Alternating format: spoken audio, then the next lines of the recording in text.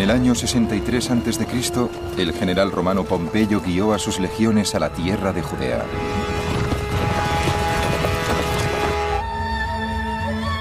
Durante 100 años, Judea había sido una nación independiente, y muchos judíos creían que como pueblo elegido del único Dios verdadero, serían libres para siempre. Pero pronto quedó claro que al imperio más grande del mundo nadie se le resistía. El triunfo de los romanos produjo una crisis de fe entre los judíos. Para algunos, la única explicación fue que la batalla final entre el bien y el mal, el fin de los tiempos, estaba a punto de llegar. Pronto pusieron a prueba sus creencias, porque los años que siguieron en Judea fueron uno de los períodos más sangrientos y caóticos de la historia humana. Esta es una historia de terroristas y asesinos políticos,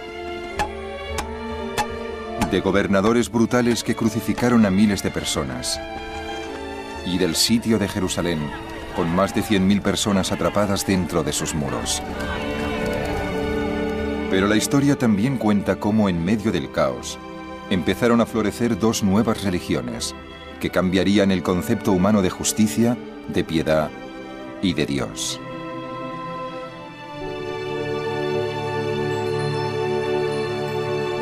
El reino de David, la saga de los israelitas. Episodio 3. El fin de los tiempos.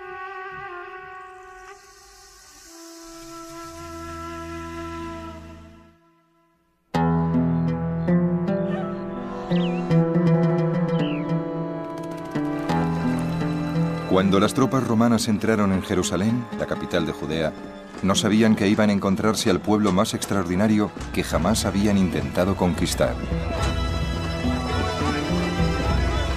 Los defensores de la ciudad no se retiraron a una fortaleza, sino al templo del Dios único, como último refugio. Según el historiador Josefo, cuando los romanos atacaron el templo, su comandante, Pompeyo, se sorprendió por el comportamiento de los sacerdotes judíos. Pompeyo no podía evitar admirarlos. No interrumpieron sus servicios religiosos ni siquiera cuando el templo se vio atacado por todos los flancos. Incluso cuando el templo ya estaba tomado, siguieron con el culto sagrado que les ordenaba su ley.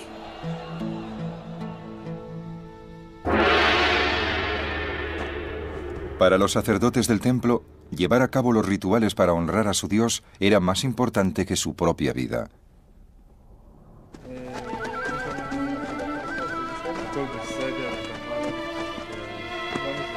Durante siglos, los informes que contaban que los judíos creían en un solo Dios del universo habían fascinado a los otros pueblos del mundo antiguo. Y el templo de los judíos en Jerusalén era famoso en todas partes por los sorprendentes rituales que llevaban a cabo los sacerdotes para adorar a su Dios. El general romano Pompeyo también se sentía intrigado por la extraña religión de los judíos. Sentía especial curiosidad por ver qué aspecto tenía su misterioso Dios. Según Josefo, en cuanto el general romano se hizo con el control de la ciudad, entró en el templo buscando el Sancta Sanctorum, el santo entre los santos, donde decían que vivía el Dios de los judíos.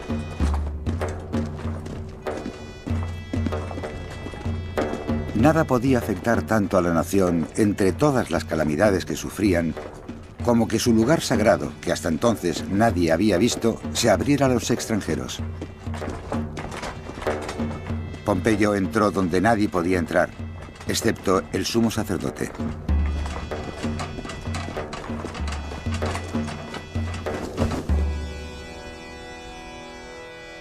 En lugar de la gran estatua de mármol o de bronce que esperaba, Pompeyo no vio nada.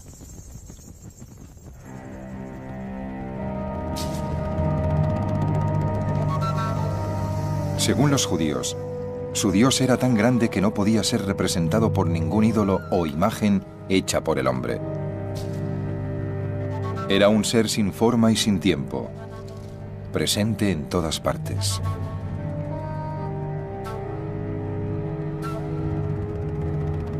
Para los romanos como Pompeyo, era incomprensible que los judíos estuvieran tan dedicados al culto de un solo Dios. Como el resto del mundo antiguo, los romanos tenían un enorme panteón de dioses, pero su creencia más profunda era que quien tiene el poder, tiene la razón. Esta convicción había permitido a los romanos hacerse con el control de un enorme imperio. Para ellos, Judea era solo una pequeña pieza en un gran rompecabezas estratégico. Necesitaban conquistar Judea para obtener un acceso fácil a Egipto.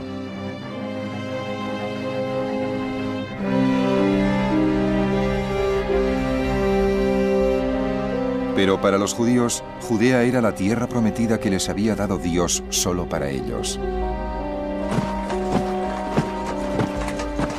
Este enfrentamiento de culturas entre los romanos y los judíos les llevó a un conflicto cruel y sangriento que duró 2 siglos.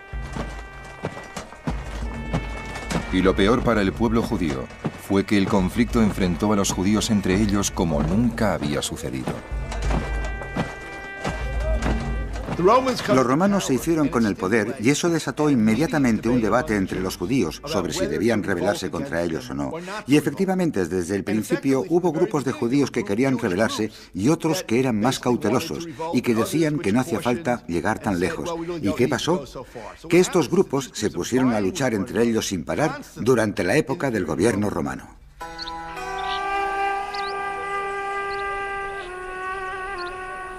Al poco tiempo, los desacuerdos entre los distintos grupos judíos sobre la actitud que había que tomar con los romanos desencadenaron una guerra civil.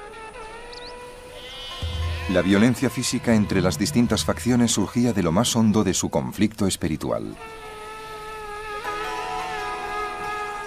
Todos los grupos creían que eran los únicos que entendían la auténtica voluntad de Dios en las revelaciones de la Biblia y sentían un profundo desprecio por los que no estaban de acuerdo con ellos. El sumo sacerdote del templo y sus aliados formaban el grupo de judíos más acaudalados e influyentes.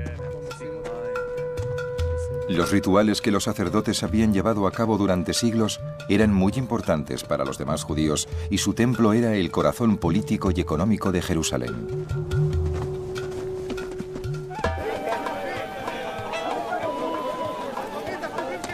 Todos los años, cientos de miles de peregrinos judíos llenaban los mercados de la ciudad para comprar corderos, trigo, vino y aceite y llevarlos al templo como ofrenda.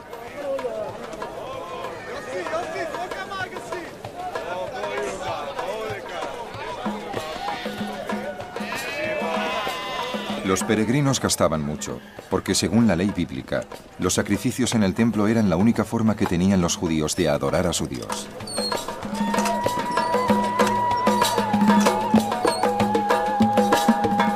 Una vez dentro del templo, los peregrinos entregaban las ofrendas a los sacerdotes, porque eran los únicos a quienes se les permitía mediar entre Dios y la humanidad.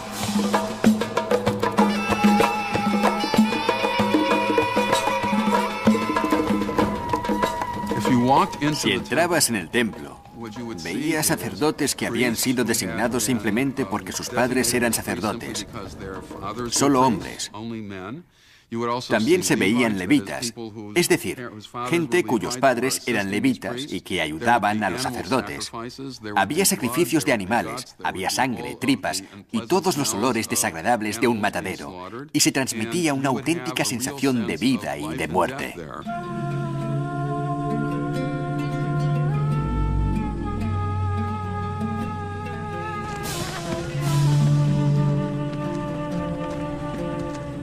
Uno de los rituales más importantes que celebraban los sacerdotes cada año era la Pascua. El historiador Josefo asistió al festival cuando estuvo en Jerusalén. Conmemora el final de su esclavitud en Egipto y ofrecen más sacrificios que en cualquier otro festival. Cada sacrificio lo comparten por lo menos 10 personas, porque su ley no les permite celebrarlo solos. Y muchos nos encontramos en grupos de 20 viene una enorme multitud de todo el país e incluso de más allá de las fronteras para adorar a Dios.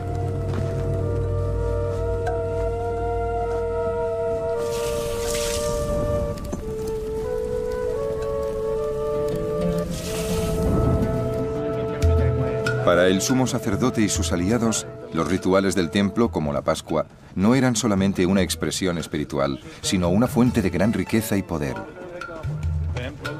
Mientras los romanos no interfirieran en las actividades del templo, ellos estaban dispuestos a ayudar a los romanos a gobernar Jerusalén. Pero otros judíos creían que el sumo sacerdote era un traidor.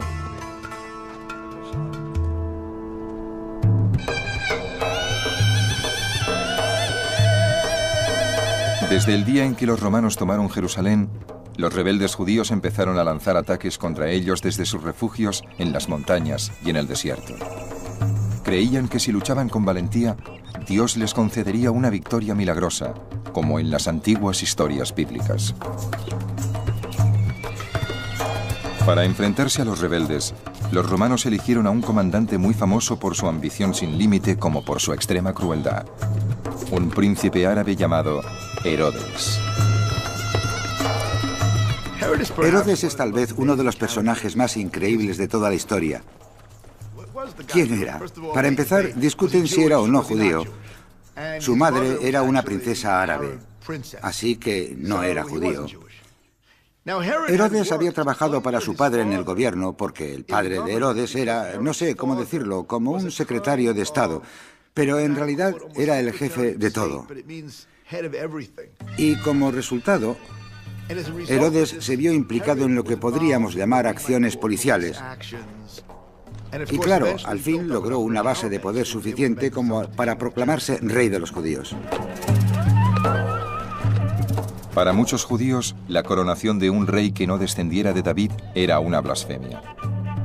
Y así, los rebeldes decidieron bajar de las montañas y guiar al pueblo de Judea a la rebelión general.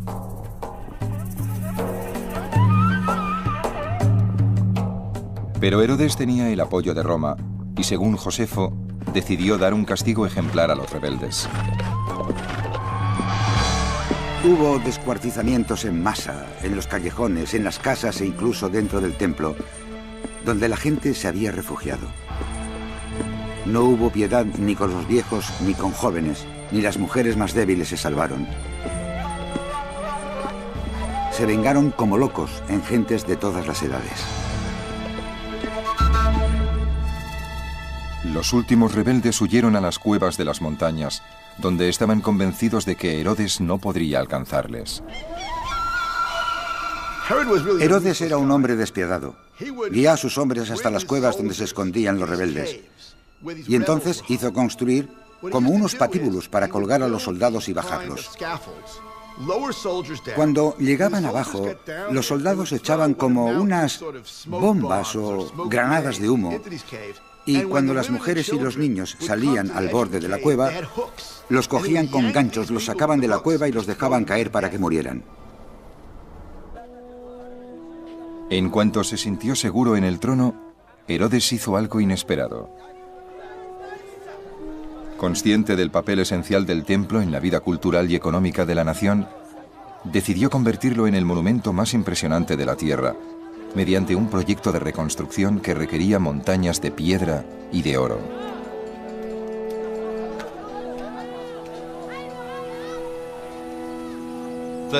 El templo de Jerusalén fue la primera maravilla del mundo. Los visitantes acudían a verlo. Para nuestro gusto era demasiado ostentoso, pero era dorado y brillaba. La gente pensaba que era uno de los lugares más hermosos de la tierra. Los gentiles acudían a ofrecer sacrificios y a traer regalos porque pensaban que era un lugar con mucho poder, que representaba algo para ellos, el trono de Dios en la tierra. Y para los judíos, claro, era literalmente eso. Era Dios cuyo trono estaba en la tierra. Pero ningún plan de embellecimiento del templo podía lograr que los rebeldes judíos aceptaran a Herodes como rey de los judíos. Ellos siguieron luchando y Herodes siguió matándolos. Esta violencia inacabable no era una sorpresa para otro grupo de judíos que pensaba que Dios no quería que lucharan contra los romanos, sino que se prepararan para el fin de los tiempos.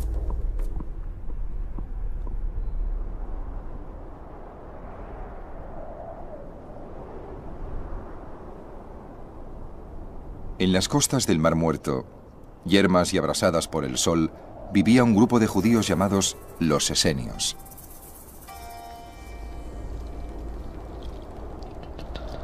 Los esenios se habían retirado de la civilización a un paisaje apocalíptico que les recordaba en todo momento que el fin estaba cerca.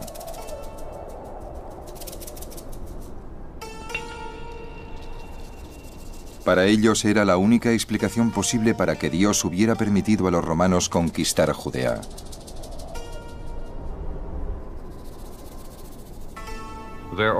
Aquí hay ecos de los tiempos bíblicos que les recordaban que esta era la tierra que Dios había entregado a Israel y la había purgado de extranjeros, y los extranjeros volvían a gobernar. ¿Qué había que hacer? Buscaron algo nuevo y drástico. Entonces se extendió la idea de que este era un acto final propiciado por el mismo Dios a través de sus elegidos o de su comunidad elegida, de que volverían las cosas a su cauce. Tenía que llegar el fin de los tiempos, tenía que llegar el momento final en que se hiciera justicia. Los esenios seguían los rituales de purificación de los sacerdotes y rechazaban tanto el sexo como las posesiones personales. Estaban decididos a vivir en la perfección tanto como fuera humanamente posible, hasta que llegara el fin. Hay unos 4.000 hombres que viven de esta forma y nunca toman esposa.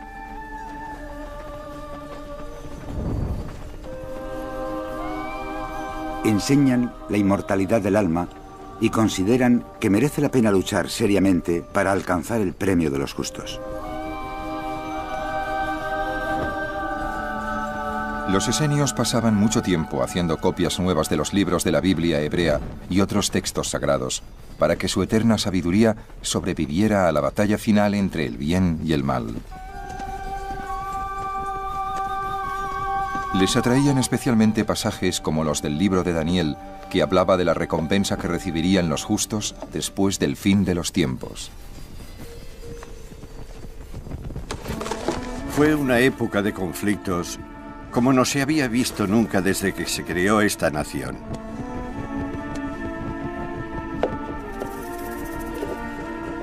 En ese momento, vuestra gente se salvará. Todos los que estén escritos en el libro y los que guíen a muchos a una vida justa serán como las estrellas para siempre.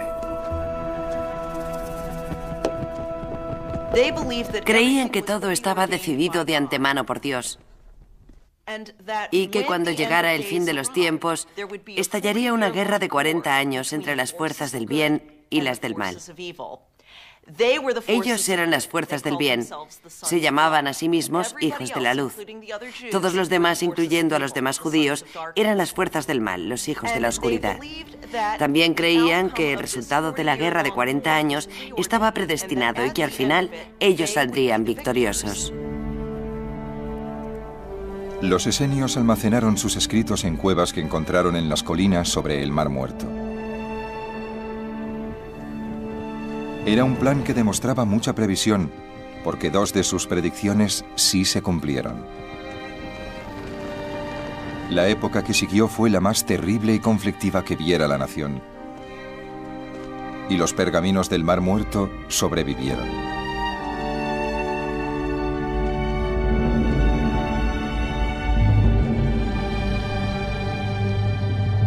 En el año 4 a.C., Jerusalén estalló en celebraciones. Después de 40 años en el trono, el rey Herodes había muerto. Todos los que estaban decididos a romper con el yugo romano vieron su oportunidad. Cada vez más grupos armados empezaron a vagar por los campos, atacando guarniciones romanas aisladas y saqueando las caravanas de mercaderes que se dirigían a Egipto.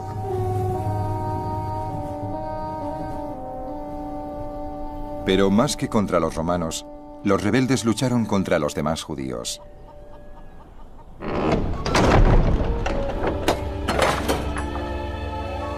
Lo que más enfurecía a los rebeldes eran aquellos judíos que habían dejado las costumbres judías por las romanas.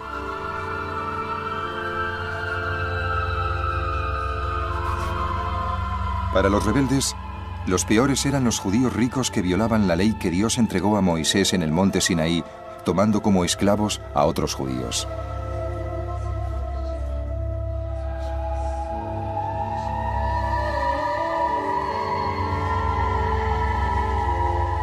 Para los rebeldes, los esclavos maltratados eran una ocasión de oro para añadir soldados a sus filas.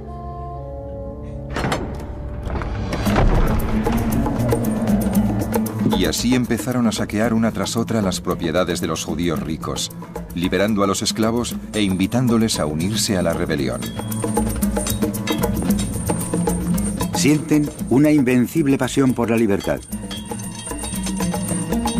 Para ellos, Dios es el único dueño y Señor. Prefieren sufrir torturas o una muerte terrible o que castiguen a su familia y amigos antes que llamar Señor a ningún hombre.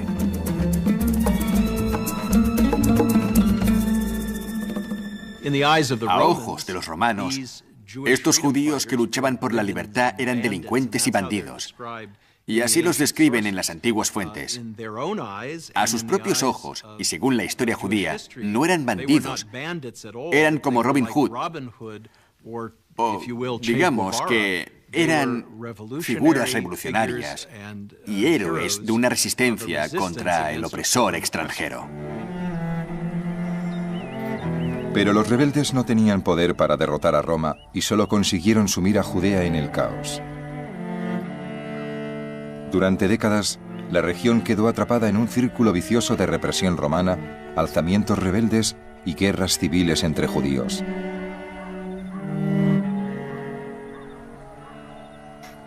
Estaban los grupos de judíos, algunos prorrevolucionarios y algunos contrarrevolucionarios luchando entre ellos.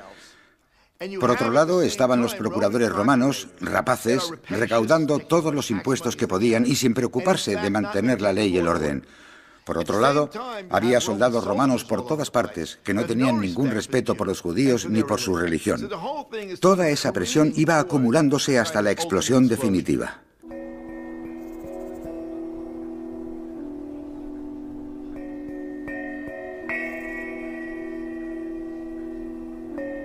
Pero aunque la mayoría de los judíos se desesperaron al ver el desastre que se avecinaba, otros proponían una visión muy distinta del futuro.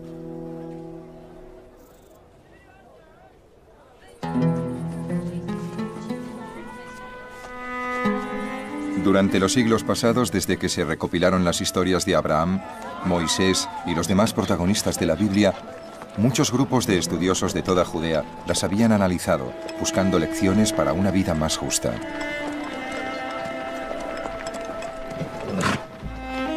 Uno de esos grupos llevaba el nombre de fariseos. El más influyente de los fariseos era Hillel. A diferencia de los rebeldes, Hillel opinaba que tenía poca importancia quién gobernara Judea. Lo importante era vivir la vida con honestidad y ética, y tratar al prójimo con piedad y compasión. La filosofía de Hillel se resumía en 3 cuestiones muy simples. Si yo no me ocupo de mí mismo, ¿quién lo hará? Si solo me ocupo de mí mismo, ¿qué soy? Si ahora no es buen momento, ¿cuándo lo será? Lo que nos enseña Hillel es que todos y cada uno de los seres humanos estamos creados a imagen y semejanza de Dios. Y para mí, lo más urgente es entender ante todo mi propia imagen y luego reconocer mi imagen en los demás. Cuando hayamos construido una sociedad que reconozca la imagen de Dios en todos los seres humanos, tendremos una sociedad justa, moral, compasiva y amable.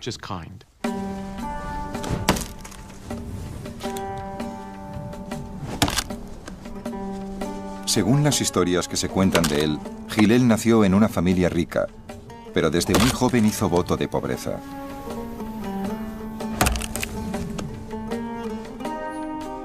Todos los días Hillel dedicaba la mitad del tiempo a partir leña para mantenerse y la otra mitad a estudiar la Biblia. A diferencia de los sacerdotes, Hillel y los demás fariseos creían que no hacía falta ser sacerdote para comunicarse directamente con Dios. Era una idea revolucionaria. Cualquiera podía comunicarse con Dios simplemente estudiando sus palabras en la Biblia. El judaísmo fariseo consideraba que el camino hacia Dios pasaba por el estudio.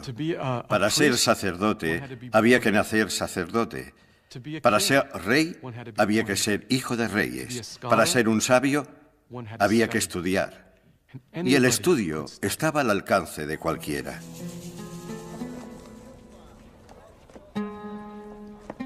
A diferencia de los esenios, los fariseos no creían en retirarse del mundo.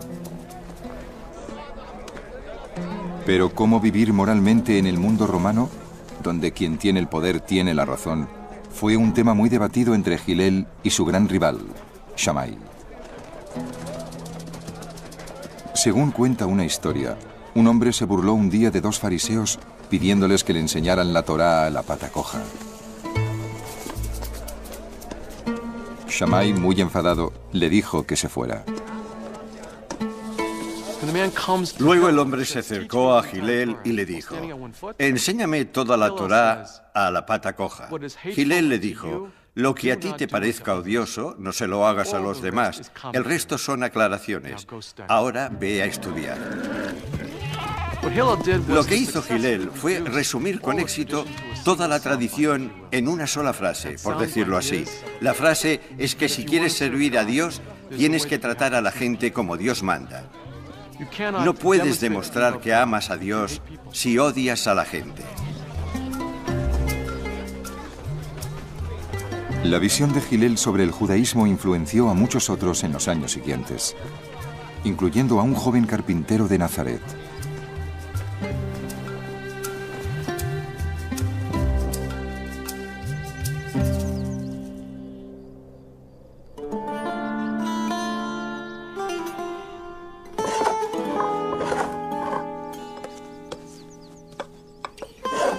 En el año 30 después de Cristo, muchos predicadores respondieron al ambiente apocalíptico que se respiraba en Judea. Algunos se proclamaban mesías llegados para dirigir una rebelión contra los romanos. Otros enseñaban a sus seguidores cómo vivir en medio de la violencia, como Hillel. Un predicador influenciado por la escuela judaica de Hillel fue Jesús de Nazaret. Si Hillel aconsejaba tratar a los demás como uno desea ser tratado, Jesús decía que hay que estar dispuesto a ofrecer la otra mejilla a los enemigos. La mayor parte de la ética de Jesús, las hermosas ideas que se leen en el Sermón de la Montaña o de la llanura, según la versión que elijas, son las ideas éticas de las que hablaban los rabinos fariseos como Hillel y Shammai. Es lo que tienen en común el judaísmo y el cristianismo y el conjunto de nuestra civilización.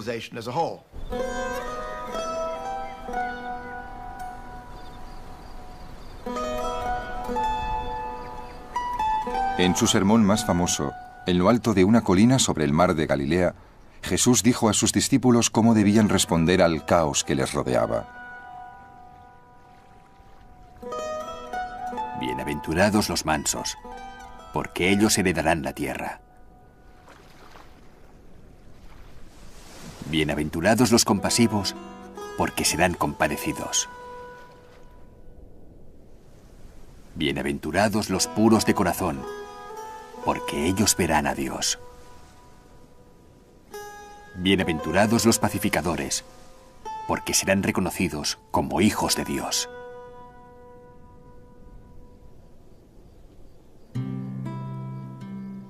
Jesús estaba convencido de que todos los seres humanos tenían que luchar por un mundo mejor, y esa idea formaba parte de una tradición judía que se remontaba a los profetas de la Biblia hebrea.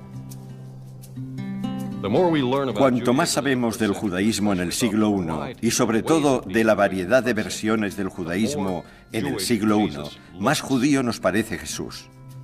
La idea de que el mundo está gobernado por un Dios único y supremo es supremamente judía. La utilización de parábolas para aclarar y precisar sus mensajes, incluso la misma retórica de Jesús, es judía. Como los esenios, Jesús estaba profundamente influenciado por las profecías de la Biblia, que decían que Dios redimiría el mundo de una vez por todas, después de un periodo de grandes conflictos. Jesús empezó a predicar que los tiempos habían llegado. Se dedica a predicar que el reino de Dios está a punto de empezar y que todo el mundo debe estar preparado. Está muy claro que es uno de esos profetas escatológicos, de los que esperan el fin de los tiempos, de los que hablan los pergaminos del Mar Muerto y de los que nos habla Josefo. Forma parte del fermento que alimenta la esperanza en un acto final de Dios que devolverá la justicia al mundo. Con las zonas rurales tan revueltas y con tanto hablar del Mesías que devolvería la libertad al pueblo judío, las autoridades romanas estaban constantemente arrestando y crucificando a los que consideraban agitadores. En el año 33 después de Cristo, Jesús de Nazaret fue uno de los detenidos y crucificados.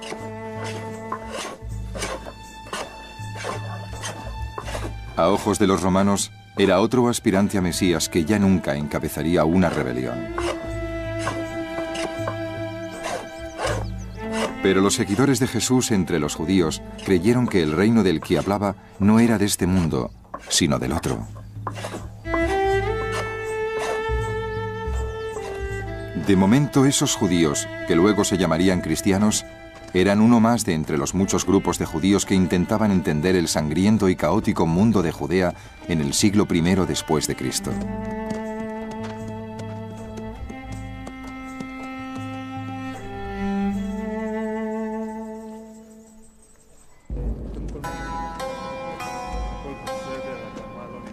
Según Josefo, después de mucho tiempo de que los ataques rebeldes a los romanos y sus colaboradores judíos se limitaran a las zonas rurales, por fin todo cambió en el año 52. Apareció un nuevo grupo de rebeldes decididos a llevar la lucha hasta Jerusalén. Apareció un nuevo grupo llamado Sicari que asesinaban a la gente a pleno día y en el corazón de la ciudad. Para los Sicari, cualquiera que no luchara contra los romanos era un colaborador y por lo tanto merecía la muerte. Les llamaban los Sicari por las dagas largas y delgadas que usaban en sus ataques.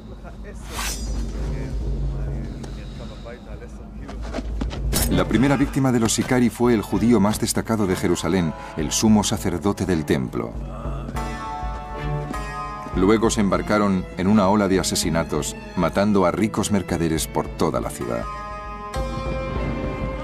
Asesinaban a muchos todos los días y el miedo de los hombres era peor que la calamidad en sí. Porque todo el mundo esperaba la muerte en cualquier momento, como en tiempo de guerra. La disposición de los Sicari y sus compañeros rebeldes a utilizar el asesinato para lograr sus fines les valió un nombre que se aplicaría desde entonces a todos los extremistas. Se les llamó fanáticos. Los fanáticos eran una de las facciones de activistas libertarios que participaron en la lucha armada contra la ocupación romana. Una de sus facciones, los llamados Sicari, inventaron el arte del terrorismo y del asesinato político. Se deslizaban entre la multitud, se paraban al lado de un judío que se suponía colaborador de los romanos, le apuñalaban en secreto y luego daban la voz de alarma. Cundía el pánico entre la multitud, y el asesino escapaba, y el cuerpo ensangrentado quedaba atrás para recordar a cualquier otro judío que tuviera intención de colaborar con los romanos que el precio de esa colaboración era la muerte.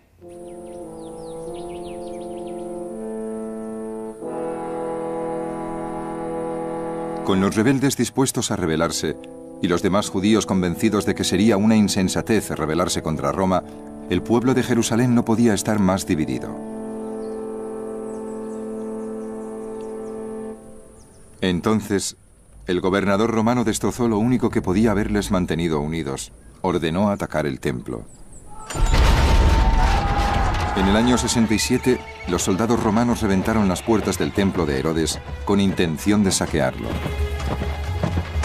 El gobernador estaba impaciente por robar los grandes tesoros de Dios que se guardaban allí, y sus soldados entraron por la fuerza y mataron a todos los que encontraron. Indignados por el ataque contra el trono de Dios en la tierra, rebeldes y no rebeldes se unieron para repeler el asalto. Luego, enfurecidos, vencieron a la pequeña guarnición romana estacionada en Jerusalén y la obligaron a huir de la ciudad.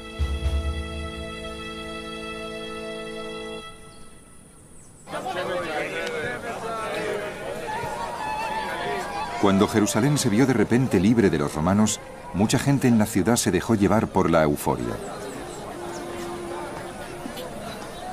El sueño de los fanáticos, la Judea independiente, parecía tentador y asequible. Pero otros decían que seguir luchando solo les llevaría a la catástrofe.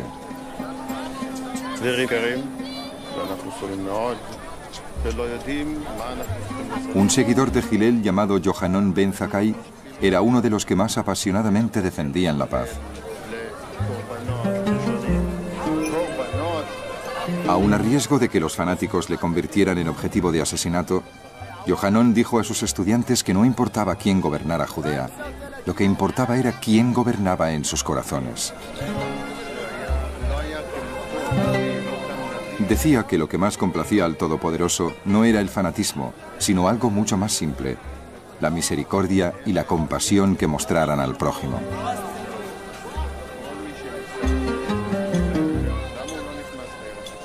Según parece, Yohanan ben Zakkai estaba en el bando de los pacifistas. Por lo que sabemos, había muchos judíos que estaban en contra de la rebelión, ya sea por su asociación con los romanos a causa de los negocios o por otros motivos, o sencillamente porque estaban convencidos de que rebelarse contra Roma era una locura completamente inútil. Parece que Yohanan ben Zakkai era uno de los que preferían buscar algún tipo de pacto con los romanos que garantizara la libertad religiosa de los judíos y dejara las cosas tal como estaban, pero con gobernadores romanos.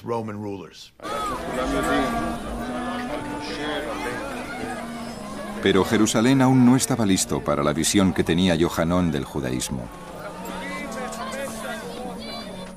Desde las escaleras del templo, los fanáticos hicieron una declaración pública de guerra contra Roma. Convencidos de que estaban locos, muchos otros judíos decidieron tomar las armas para detener a los fanáticos. En este punto empezaron las escaramuzas entre estos judíos y los judíos rebeldes que se habían refugiado entre ellos, y en algunos puntos se luchaba casa por casa. Había barrios enteros que pertenecían a una facción o a otra, y por las calles corrían ríos de sangre. Después de una cruel guerra civil que duró una semana, los fanáticos se alzaron con la victoria. Y lo celebraron prendiendo fuego a la ciudad. Los fanáticos prendieron fuego a la casa del sumo sacerdote y a los palacios. Luego llevaron el fuego al lugar donde se guardaban los registros y quemaron todos los contratos, disolviendo así todas las deudas. Lo hicieron también para convencer a la multitud de pobres que debía dinero al templo de que se uniera a la insurrección.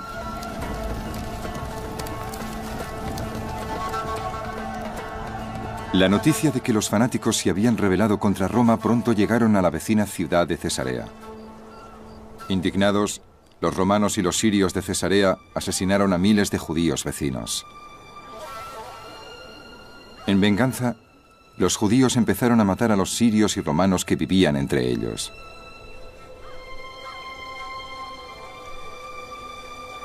Era muy corriente ver ciudades llenas de cadáveres aún sin enterrar. Cadáveres de ancianos mezclados con mujeres y niños, todos muertos. La región entera estaba llena de calamidades sin nombre, y lo que temía la gente es que se prepararan barbaridades aún mayores.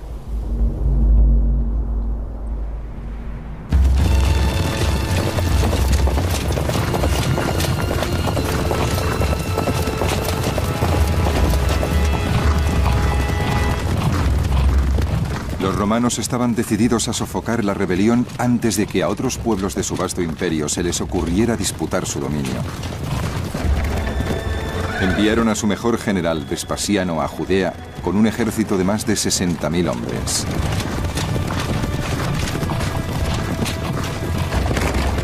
Vespasiano marchó sobre la ciudad de Gadara y la tomó rápidamente, porque no encontró a un solo hombre en condiciones de luchar. Entonces mató a todos los niños, porque los romanos no tenían piedad con ninguna edad, y lo hicieron por el odio que sentían contra los rebeldes. Las noticias de las atrocidades de Vespasiano se extendieron por Judea, y los judíos de toda la región huían de su ejército hacia Jerusalén. Cuando el ejército romano alcanzó por fin la ciudad, Josefo calculó que había más de 100.000 personas atrapadas entre sus muros.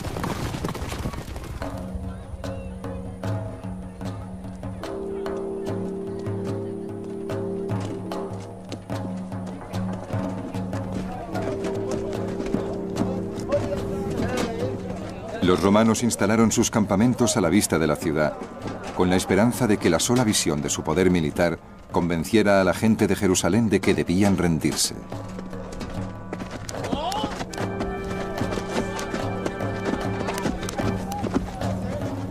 Sus fuerzas estaban compuestas por 3 legiones veteranas reunidas en las guarniciones de Roma, Egipto y Siria. Llegaban armados con catapultas, arietes y máquinas de sitio, temibles armas de guerra que les habían ayudado a conquistar el mundo desde Inglaterra a Persia.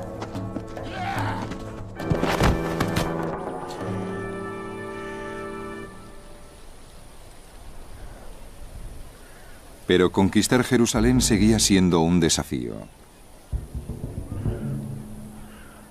La ciudad estaba rodeada no por uno, sino por 3 muros que en conjunto sumaban casi 20 metros de grosor. Y en el centro de la ciudad estaba el templo, con sus propios muros y torres, una de las fortalezas más formidables del mundo.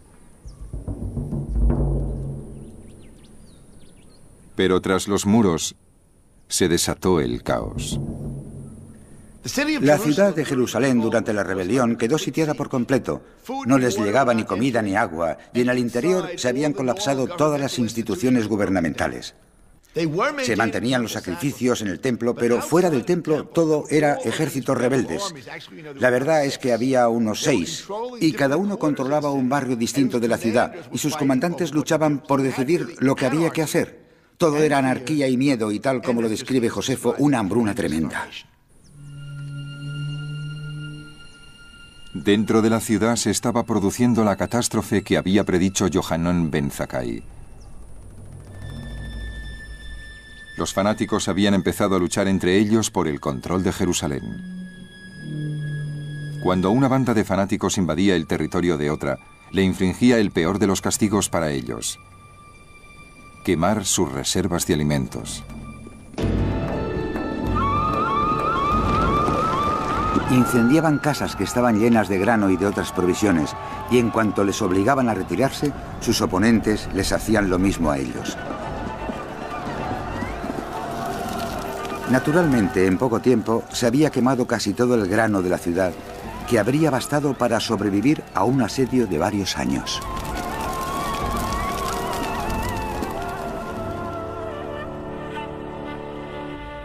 Al quedar diezmadas las reservas de alimentos, muchos decidieron que su única esperanza era huir de Jerusalén. Pero los fanáticos creían que Dios deseaba que toda la nación se enfrentara unida a los romanos. Proclamaron un edicto según el cual el que intentara salir sería considerado un traidor y ejecutado. En muchos sentidos, es lo mismo que hacen los militares en cualquier sociedad de nuestros tiempos, como los que siguen los preceptos de la yihad islámica, o, por ejemplo, los que vimos en Bosnia. En otras palabras, estos grupos deciden que la única forma de actuar es con medios militares. Esa fue una época espantosa para todos los judíos de Jerusalén, porque la mayor parte no era fanática. A medida que avanzaba el sitio, la situación dentro de Jerusalén se hacía más y más desesperada. Muchos morían de hambre y soportaban miserias inenarrables, porque si aparecía la más mínima sombra de alimentos en cualquier parte, estallaba una guerra. Y los amigos más queridos se peleaban entre ellos por la comida. Pronto, mucha gente se vio tan desesperada que prefirió arriesgarse a morir a manos de los fanáticos. Se escurrían por alguna puerta poco conocida de la ciudad para recoger hierbas para comer.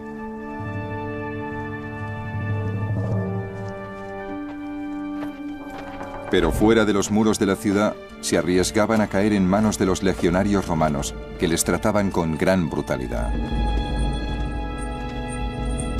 El holocausto nazi del siglo XX parecía una serie inacabable de historias horribles, diabólicas, de crueldad que desafiaba la imaginación humana.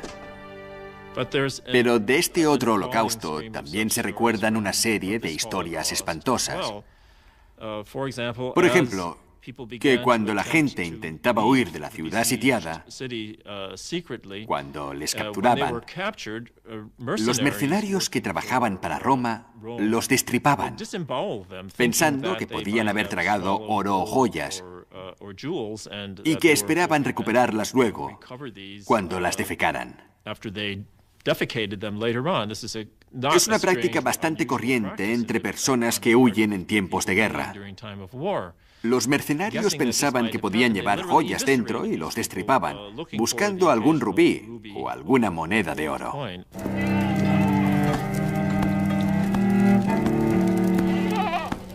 Los romanos también tomaban a muchos hombres, mujeres y niños que capturaban y crucificaban.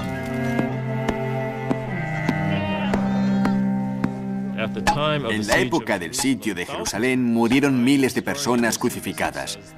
El historiador Josefo cuenta que las colinas de la ciudad quedaron deforestadas por los muchos árboles que talaron para hacer cruces y crucificar a los judíos. Josefo también describe lo que yo llamaría crucifixiones de terror. La ciudad seguía sitiada y resistiendo a los romanos, pero se erigían cruces en las colinas de los alrededores para que la gente de dentro viera lo que les esperaba si continuaban resistiendo.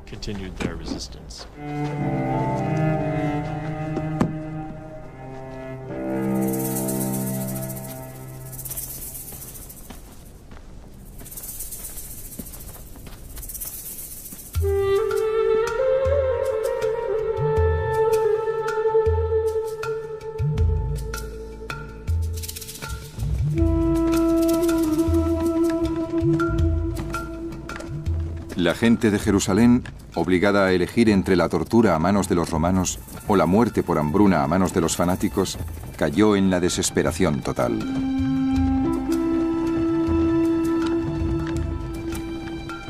Un profundo silencio y una especie de noche mortal se cernió sobre la ciudad. Los que estaban desesperados por el hambre deseaban morir y consideraban afortunados a los que ya habían muerto. Era la última oportunidad para salir vivo de la ciudad. Pero los fanáticos solo dejaban salir de la ciudad los cuerpos podridos de los muertos.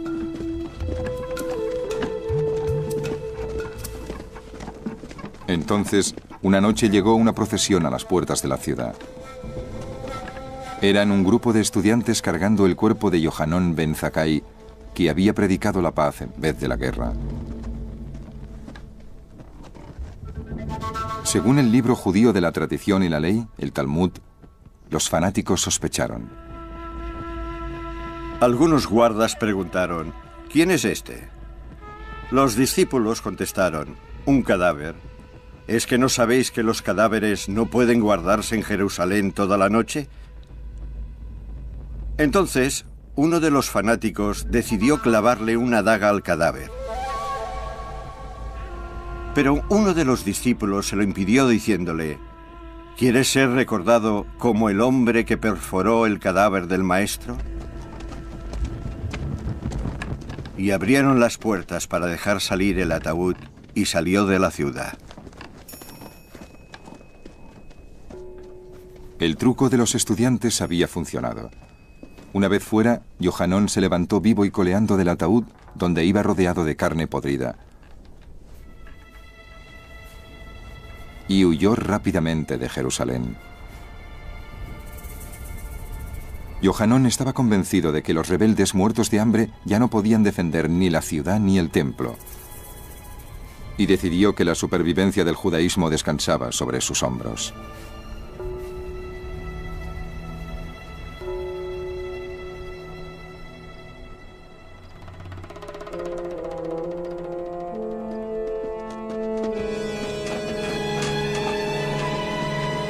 Después de 4 meses de sitio, las legiones romanas lograron penetrar por fin el primer muro de la ciudad. Los fanáticos corrieron a enfrentarse a ellos y lucharon con gran valentía. Pero no pudieron impedir que los romanos se abrieran camino hasta el corazón de la ciudad, el templo. Los romanos llegaron hasta la Santa Casa. Entonces uno de ellos le prendió fuego. Los judíos no permitieron que nada les mermara las fuerzas, ni intentaron salvar la vida, porque su santa casa perecía.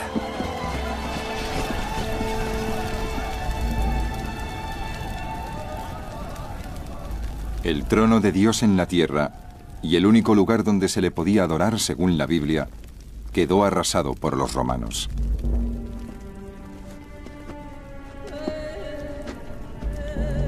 Gran parte de la gente estaba débil y desarmada. Y los romanos les degollaban en cuanto los cogían. En el templo, alrededor del altar, se apilaban los cadáveres. Y por los escalones corría gran cantidad de sangre.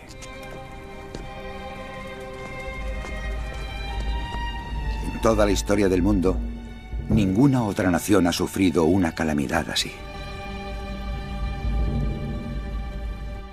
La destrucción del templo en el año 70 fue la catástrofe más grande y el mayor trauma para el pueblo judío, diría yo, hasta nuestros tiempos del Holocausto.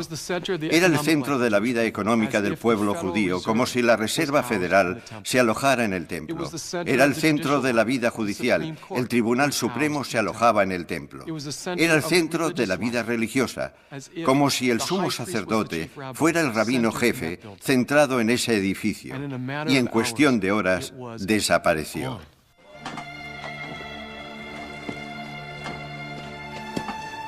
Cuando se destruyó el templo, nos quedamos sin nada.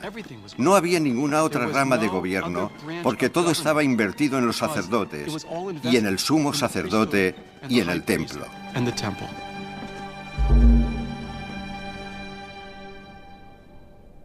Con la destrucción del templo, la religión de los sacerdotes y sus sacrificios se habían perdido para siempre.